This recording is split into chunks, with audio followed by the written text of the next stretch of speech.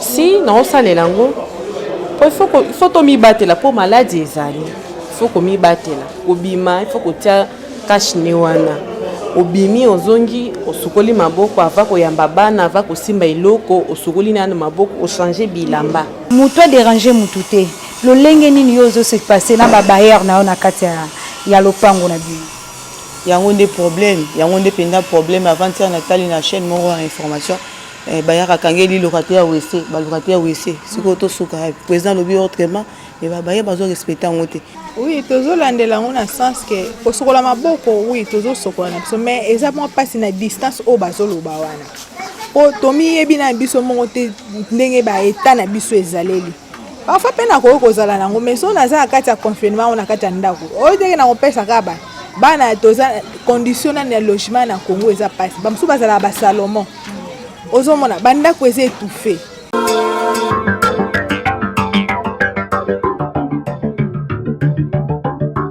Bonjour balandino sur Congo Suisse Télévision na banda kuna bino bisika no so bozolanda biso bozala scotché abonnez-vous massivement katina na chaîne na bino kitoko o ezali Congo Suisse Télévision na se présenter ngai votre belle et bien journaliste Rachel Gikanji Nyange qui vous présente cette émission na mokolo ya lelo na zoibisa bino tozana kati ya masolo ya confinement tolingi to kita na terrain ndenge bomoni biso bozomona qu'est-ce qui se passe un confinement kati na mboka na biso Congo Kinshasa ezo se passer ndenge nini yango lobi lelo tozo kita na kati ya mabele na terrain porte par porte pour totala ndenge nini confinement yango ezo le kabato misusu bazo le kabazo le la bampiaka ba misusu balobi ke mbongo ezate toza confiné kati na banda ku bisika misi tokokende wapi yango lobi lelo to lobi ete tokokota ndaku par ndaku po to yeba le ndenge nini bato bazo se passer na confinement yango wana en passant tozali kopesa mbote na biso ebele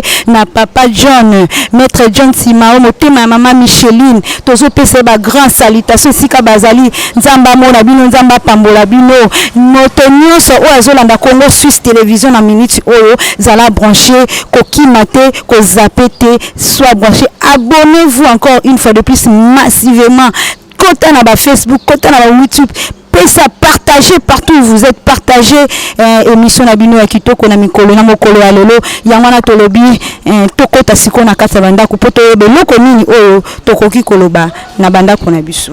Voilà mes chers téléspectateurs ndenge toyebisaki bino tozokota porte par porte na kati banda ku poto yeba si réellement confinement ngo eza réel tokoti awa epa ya papa na biso. Bonjour papa. Bonjour. Tomoni yo awa na kati ndako na yo na lopango na yo tolingi toyeba si réellement confinement o eza na kati mboka na biso Kinshasa na Congo Kinshasa eza réel to eza réalité. Bon en fait na koloba que confinement eza tel que décrété na bakonzi ya mboka eza réel parce que bato ba respecter bazo kende musala te ba kende ba bureau te mais d'une autre manière na koloba que ils ont respecté à 100% te coûte ils même à 50% te parce qu'on ne va pas seulement au bureau on va pas seulement en ville mais les autres activités activités sous fonctionner cas normal to bazo kangama na ba rond point na ba transport bato kangama na ba centre na ba quartier confinement to moni ngo vraiment ils ont 100% te na ndenge to zomona par rapport à pays mususu to la na information confinement vraiment est totalité cela est dit aussi na conjoncture ya mboka conjoncture ya batu na mboka na biso il faut valia il faut bima kende koluka même si Gombeza fermé mais ebele faut bima kaka awa na ba commune mususu pour valia c'est-à-dire les alliés na conjoncture ya mboka batu baza plus pauvre que moi ba fana ndako ezate moi ba sa livraison ya billet ezate ba sa longo livraison ya billet ezate moi ba somba en ligne ezate parce que c'est pas encore à notre niveau et c'est pourquoi bazo bima c'est pourquoi okuta bango bazo fina na balabala bazana na zando. OK. Voilà papa ebisi biso confinement eza vraiment réalité mais papa mutuna mususu tokokotuna en réalité pototo mona pe batu misusu bazobima par rapport ya nzala par rapport ya conjoncture yebisanga na kati ndako na yo est-ce que confinement wana oyo prépara qu'il y a de ba provision oyo s'engagea qui pona ko somba po to mona ki dernièrement awa batu basanga bakenda ke belé na bazando pona ko s'approvisionner lokola yo po s'approvisionner ki to te ngape nazaki na même situation ya batu nyonso les jours ba prévoir qui est confirmé kozala ngape na saki provision na prévoir provision pour na famille nanga pour na bana nanga pour na ngamoko en tout. Mais à un certain moment, proviser aussi, c'est-à-dire on sera obligé d'aller toujours s'embrouiller dans la Katia Batou pour se ravitailler. Malheureusement, aussi, qu'on se ravitaille, c'est va moyen. Misala belé, Batou, Batelemi, Bozo Salate. Le fait que Bozo Salate, moi, Kozambongo, c'est difficile. Kozambongo pour se ravitailler, c'est difficile. D'où confinement et créer, moi, pas si Mike, c'est-à-dire coronavirus, il y a les makambo. Donc papa zo ebisa biso coronavirus oyo eli biso makambo mais makambo ngo eza makambo makasi ba ebisi biso il faut que se méfier kozala en groupe il faut que sala na ba mesures préventives est-ce que ba mesures préventives wana katanda kuna yo to na famille na yo bozo salela yango oyo yebi. Oui, ngamo ko nako respecter la mesure wana nako respecter yango na ndenge na ngai na epananga nandako nanga naza na sokola kamaboko tala naza na kashne na ngai naza na pe na détergent na ngai mais l'entourage nazo vivre ou nazo le kanzela batu nyonso bazo respecter yango te. C'est pourquoi le risque est toujours partout, le risque est toujours imminent. Si moi ou toi nous respectons les règles, batu nyonso bazo respecter règles te ba respecter règles te. C'est pourquoi nako senga batu nyonso ba respecter règle mingi règle ya munene ya ko éviter kuneni kozwa nani bokono ya corona eza ko fanda ndaku na ko se protéger contre ko pesa watu ambote te na ko tia kashne c'est-à-dire micro wana ekendaka na epesa makana bambote na bato ebele so bato bazo ebele bazo finana nde micro wana ekendaka mais ceux qui bofani na ndako boza possibilité ya fana ndako c'est bien qu'on se cache. C'est pourquoi parce que c'est la preuve que osa ki Chine réussir Chine ba réussira ki yango po bafanda ki na ndako biso peso so to fana ndako te toza toujours en mouvement et koza ekokendezmata ekomata à un certain moment kozala pe likolo lelo eza na se na mboka na biso mais à un certain moment kozala likolo. Mais papa mukonza mboka apesaki ba mesure moko ya kolobake pendant 2 mois batu bakofuta mai te pendant 2 mois batu bakofuta courant te et puis balwa bakolo mapango oyo bazala ba mapango na bango ba bailleur batungisa batu te pendant 2 mois yo na ebité soko zali locataire to bailleur. Comment ça se passe loko nini ezo se passer kati na lopango na bino? Bon eloko na toko évaluer yango dans 1 mois lelo toko évaluer yango te lelo toko évaluer yango te toko évaluer yango dans 1 mois mai est-ce que mai kozala permanent ndenge mukonzi mboka lobaki et c'est vraiment ekozala ofele pendant 3 mois na courant et na par rapport à bailleur ba propriétaire bandako na ba locataire to évaluer yango pendant 1 mois ou 2 mois de total. Est-ce que bato bazo tungisana est-ce que mais il y a aussi un problème mais bato ba propriétaire bandako ils ne vivent que de ça.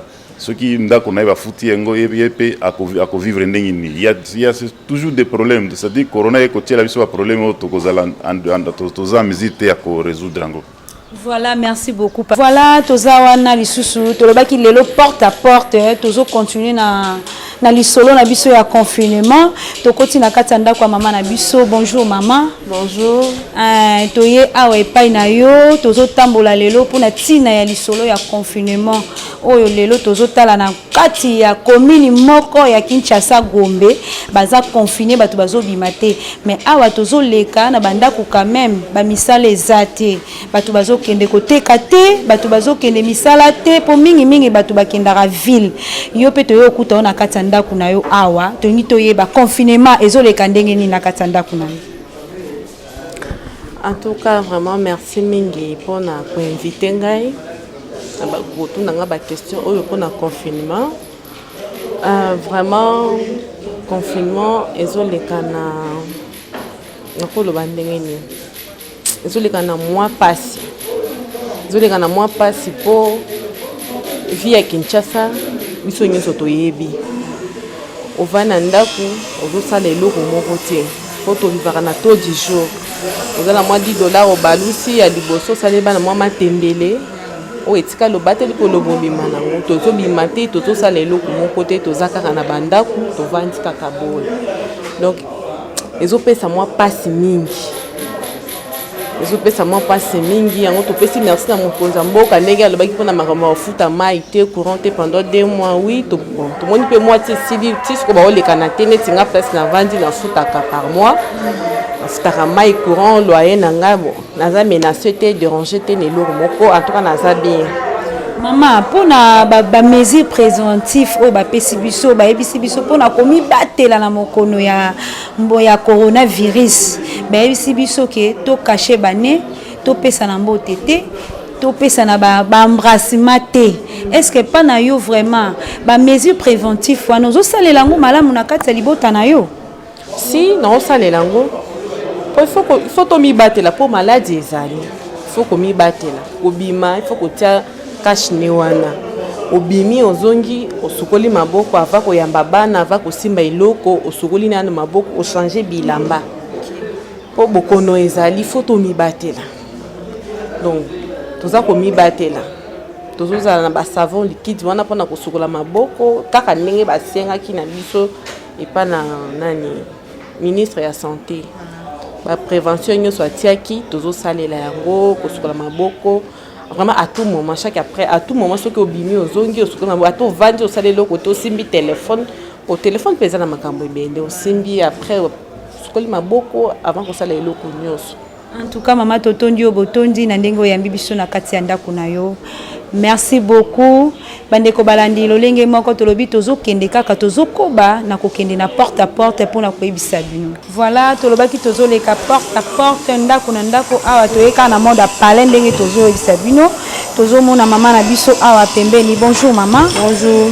Toye liboso porte ndako na yo tolobaki tozoleka na kati ya bandako pour to confirmer que confinement ezali kati na mboka na biso Congo Kinshasa. Ndenge nini confinement ezoleka kati na ndako na yo? Mobulu to sepelaki pour ko ndenge balobaki pour ko protéger biso contre coronavirus mais d'autre part ebomi biso.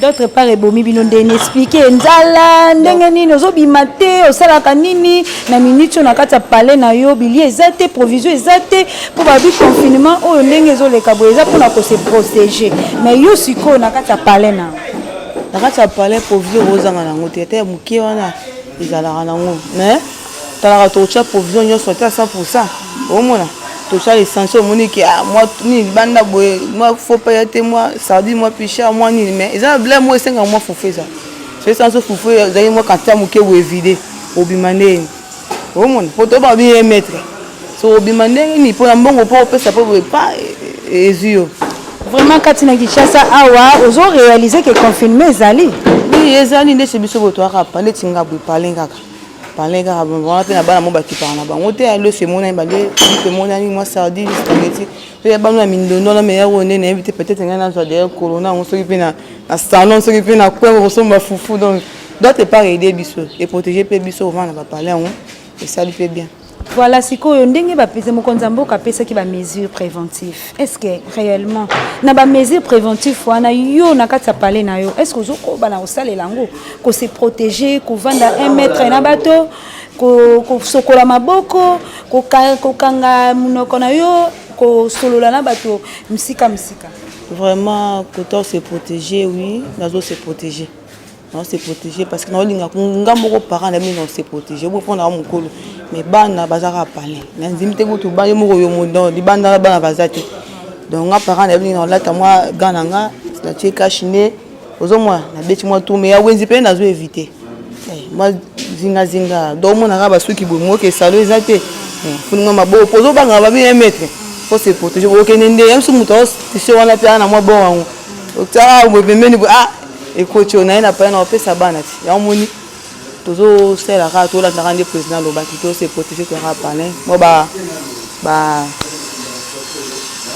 mais désinfectant to somba na somba pe bana donc mutu aza na oyo ainga mpe na oyo yanga sino akomata na coin agite na mwa boutique naza nango tia maboko. Est-ce que koko yebisa biso na lolenge mokonzi mboka alobaki ke 2 mois mai na courant bokofuta te moto adéranger mutu te lolenge nini yo ozo se passer na babayere na yo na kati ya lopango na bino yango nde problème yango nde penda problème avant tia natali na chaîne moko ya information bayaka kangeli locataire ya WC ba locataire ya WC siko to suka président lobi autrement et baye bazo respecter ngote donc to vandi confinement à parler boso yebisanga ba boulot ko to komeate mo déplacer ça même na ba transport boyo mo zo monde hein siko yebisanga siko mbongo to ko to futa baye on to yiba to za wapi ozo mo siko présenter un autre dossier on wakangi ba WC tala ka muta to zo lettre me respecter singa fo bima siko yebisanga bima wapi hein et bima wapi.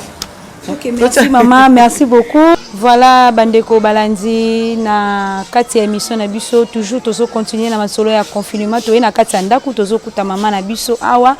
Bonjour maman. Bonjour. Toye na kati ya ndaku na yo toye kotala lolenge nini confinement ezoleka na kati ya ndaku na yo.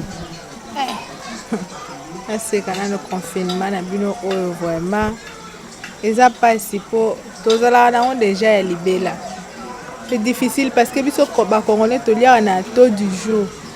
Pourquoi to lia na taux du jour eza pas si vraiment poto ko kango mais toza na choite le kona mobeko si ekoya ki pa mokonzi mboka. Pe pona komi batela pe biso eza pe ka pe pona bien na biso mais pas si na biso ezali kaka que to lia na taux du jour. Parce que tant to lia na taux du jour wana eza pas si mutu fo bima pour alia.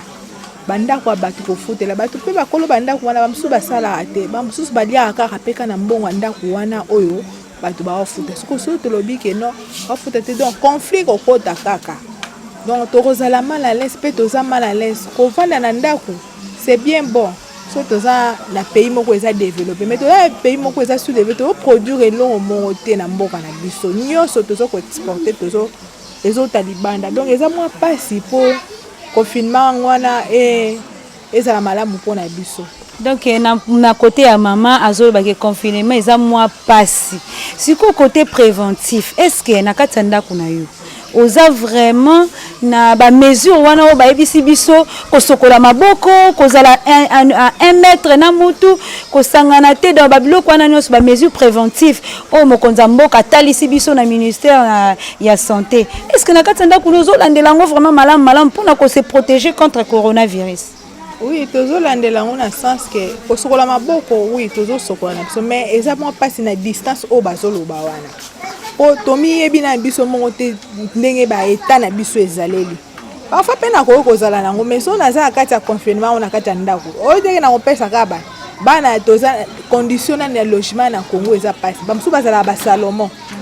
Ozo mona banda ko eza étouffé. Siko confinement ngotango bozaka na kati ya ndako moteke bokabula pe ka maladie ka bino na kati ya confinement bwana.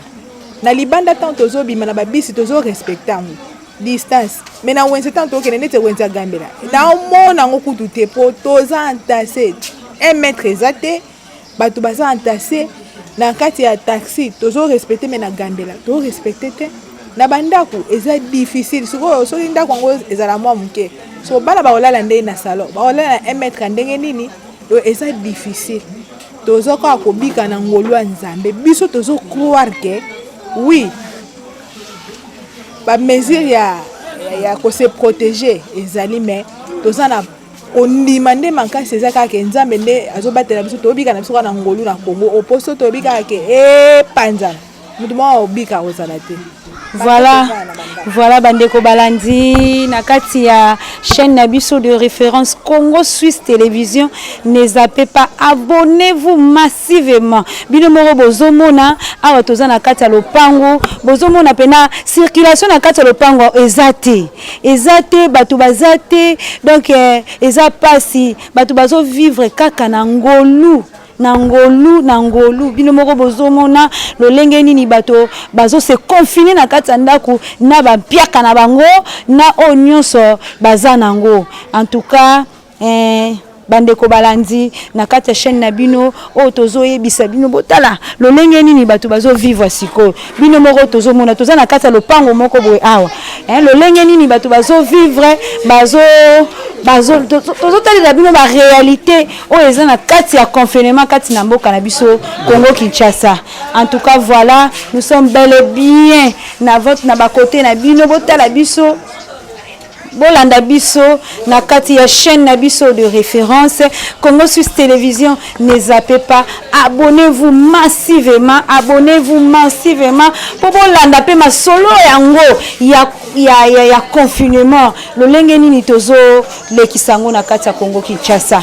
Voilà, bozo mona ndenge bana bavandi ba classe ezate ba misusu kuna bazolia difficulté ba misusu kuna bazotambola, donc il y a pas vraiment la vie na kati ya confinement ba misusu awa minute bana misusu bakendaka ba classe mais bavandi boye classe ezate, rien à faire na kati ya Kinshasa, confinement sur confinement. Voilà, tozo ko bana émission na biso, voilà, nous continuons toujours na mode na biso ya confinement, toloba ki tozo leka porte à porte na ndako kokuta ndeko na biso ya mobali awa. Bonjour ndeko nanga. Bonjour tantine.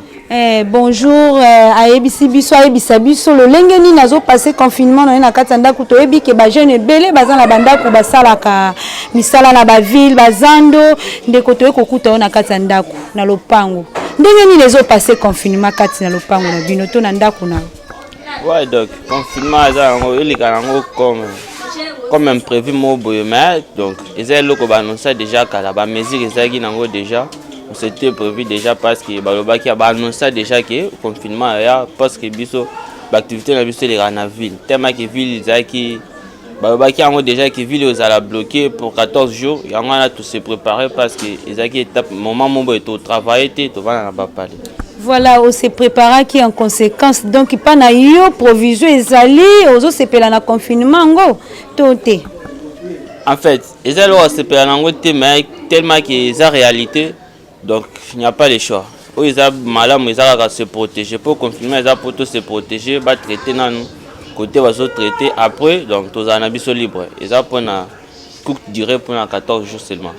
Ndengo kati mwa musala na yo mikolo nyonso tosali déjà 4 jours na ndako banda to bandi confinement na kati ya commune na Gombe. Siko pona yo ozo se sentir ndenge nini parce que bino pe ba jeune bozala na mwa ba kwa mo bokenda ka mwa petit chéri ko kutana na mwa ba bar nini ba biloko na nyonso ezo salo mabete. En fait déjà neti baba ezelo mo bete ko ko lobelango neti to sepela nango. Donc ozo gêner ngai donc ozo ça pas si pour na message nga ko bima tant que na va na parler je me sens pas à l'aise. Ya ngande ko déranger mais le reste à baba donc je m'en fous donc je sais pas déjà. Voilà bandeko batali bozo yoka lolenge nini tozana ndeko na biso awa pembeni ya koloba confinement pa na ye ezoleka nango bien pour na ko éviter est-ce que ko éviter ba mesures préventives au mokonza loba mokonza mboka lobaki est-ce que réellement na kati ndako na yo ozo réaliser ba mesures préventives wana nyonso. Ouais, bah mesures les a respectées donc. Voilà. Ce que je respecte en fait, aux bendaniti, aux souhaiter non aux malades parce que le but il faut se laver les mains à chaque instant pour être respecté les cas d'un mètre puis tout. Donc, si respecter nos marambouana, tu seras protégé. Tant que tu respectes rien, au cause de la contaminer puis tu es bien tout au bout dans la bango mais place bazo où taper tu éviter. Ouais.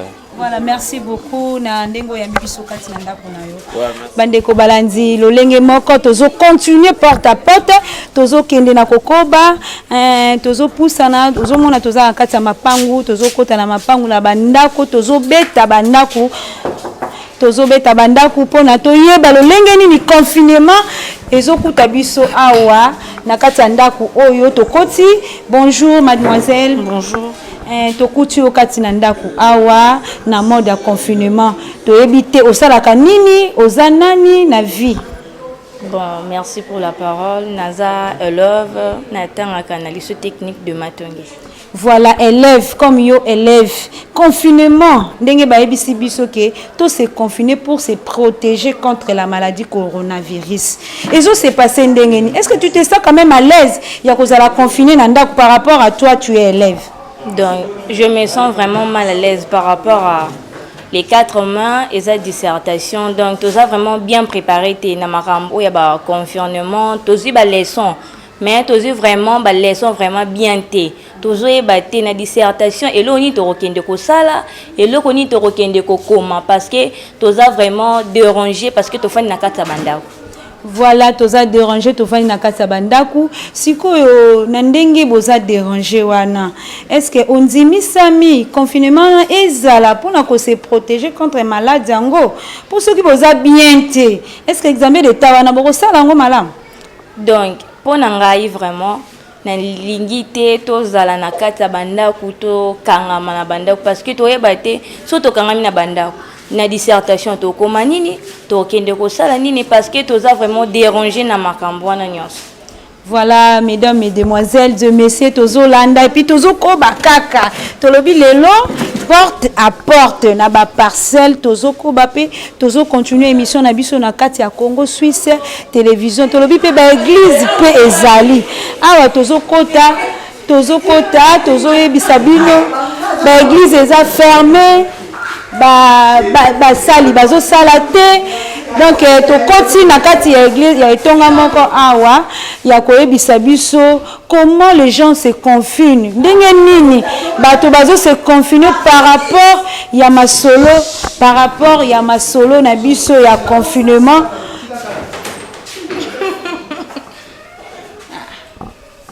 Par rapport à Yamasolo, on a vu un confinement, entre autres, les églises sont fermées, école, bisike belé, tozo yeba tokutani na sœur nabiso awa, sœur nabiso oyazo landa biso tomoni awa na kati ya etonga.